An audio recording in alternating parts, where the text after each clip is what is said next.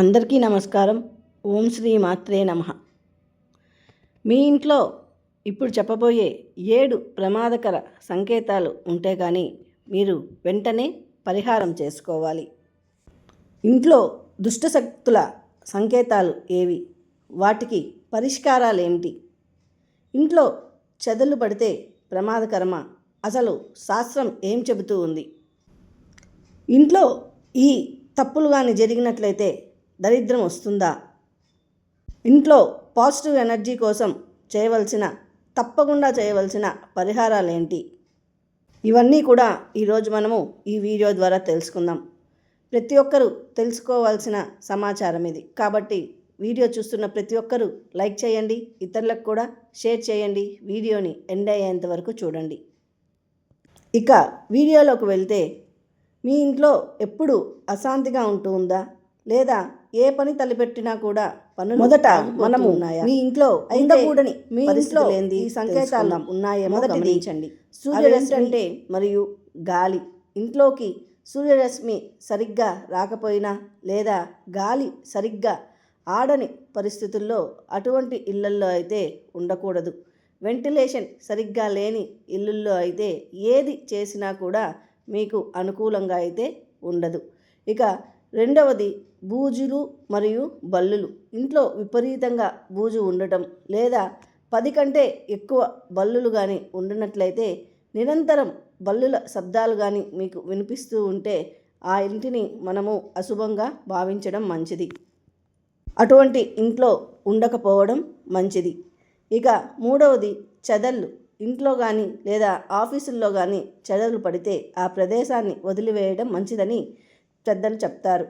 చెదలు పట్టిన ఇంట్లో ప్రతికూల శక్తి ఎక్కువగా ఉంటుందని పెద్దలు నమ్ముతారు. ఇక నాలుగవది మరణ శబ్దాలు. శ్మశానానికి దగ్గరగా ఉండి నిరంతరం మరణానికి సంబంధించిన శబ్దాలు వినిపిస్తూ ఉంటే అటువంటి ప్రదేశాన్ని కూడా దూరంగా ఉండటం చాలా మంచిది. అంటే డప్పులు కొట్టడం ఇటువంటివి కానీ శబ్దాలు మీకు ఎక్కువ వినిపిస్తూ ఉంటే అటువంటి ప్రదేశానికి కూడా మీరు దూరంగా ఉండటం అయితే చాలా శ్రేయస్కరం. ఇప్పుడు చెప్పిన ఈ 4 కూడా మీకు ఇంట్లో నెగటివ్ ఎనర్జీని ఇస్తుందే కానీ పాజిటివ్ ఎనర్జీని ఇవ్వదు. నెగటివ్ ఎనర్జీ ఉన్నప్పుడు మీరు ఏది తలపెట్టినా మీకు అశాంతే మిగులుతుంది, కానీ మీకు శుభ పరిణామాలు అయితే ఉండవు. ఇప్పుడు నేను మీ ఇంటి ఆవరణలో ఉండకూడని కొన్ని వాటి గురించి అయితే చెప్పబోతున్నాను. అవి ఉందా లేదా అన్నది మీరు మీ ఇంట్లో చెక్ చేసుకోండి. మొదటిది బొగ్గు లేదా ఎముకలు. ఏ భూమిలో అయితే సహజంగా బొగ్గు బయటపడుతుందో లేదా ఎముకలు కనిపిస్తాయో అటువంటి ప్రదేశాలు నివాసానికైతే మంచిది కాదు. ఇక రెండవది ముళ్ళ చెట్లు. భయంకరమైన ముళ్ళ చెట్లు పెరిగే చోట ఉండకూడదని శాస్త్రం చెబుతూ ఉంది. ఇక మూడవది దుర్వాసన. సహజంగానే దుర్వాసన వచ్చే నేలల్లో నివసించడం మంచిది కాదు. మీ ఇళ్లల్లో ఇటువంటి వాస్తు దోషాలతో మీరు ఇబ్బంది పడుతూ ఉంటే లేదా మీ ఇంట్లో ఎప్పుడు అశాంతి ఉన్నట్లయితే, ఎవరో ఒకరు అనారోగ్య పాలు అవుతూ ఉంటే వెంటనే మీరు ఇప్పుడు చెప్పబోయే ఈ పరిహారాలైతే ఖచ్చితంగా చేయాలి. అప్పుడే మీకు మనశ్శాంతి కలుగుతుంది. మొదటిది ఏంటంటే, ఏదన్నా యజ్ఞం చేయించండి. లేదంటే ఇంట్లో దుష్టశక్తులు లేదా నెగటివ్ ఎనర్జీ ఉంది అనిపిస్తే క్రమం తప్పకుండా ఇల్లంతా కూడా సాంబ్రాణి వేయాలి. అలాగే ఇంట్లో చిన్న చిన్న హోమాలు లేదా యజ్ఞాలు చేయించడం వలన మీ ఇంట్లో ఉన్న నెగటివ్ ఎనర్జీ తొలగిపోయి ప్రశాంతమైన వాతావరణం అయితే ఉంటుంది.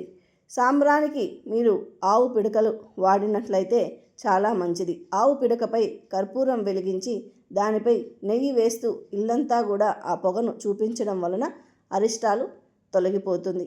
ఇక చెదళ్లకు పరిహారం ఏమిటంటే, చెదలు పట్టిన ప్రదేశంలో వేపమందు చల్లడం లేదా ఇంట్లో తులసి మొక్కలు పెంచడం ద్వారా ఆ దోషాన్ని కొంతవరకు తగ్గించుకోవచ్చు.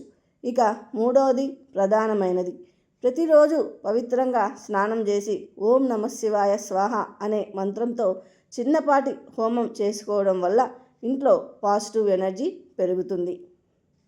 ఇప్పుడు చెప్పిన ఈ సూచనలను మీరు పాటించడం వలన ఇంట్లోని ప్రతికూలతను తొలగించుకోవచ్చని పెద్దలు చెబుతారు. మీకు ఈ వీడియో నచ్చినట్లయితే ఖచ్చితంగా లైక్ చేయండి, ఇతరులకు కూడా షేర్ చేయండి. ఎందుకంటే ప్రతి ఒక్కరూ ఇది తెలుసుకోవాల్సిన విషయాలు కాబట్టి ప్రతి ఒక్కరికి షేర్ చేయండి.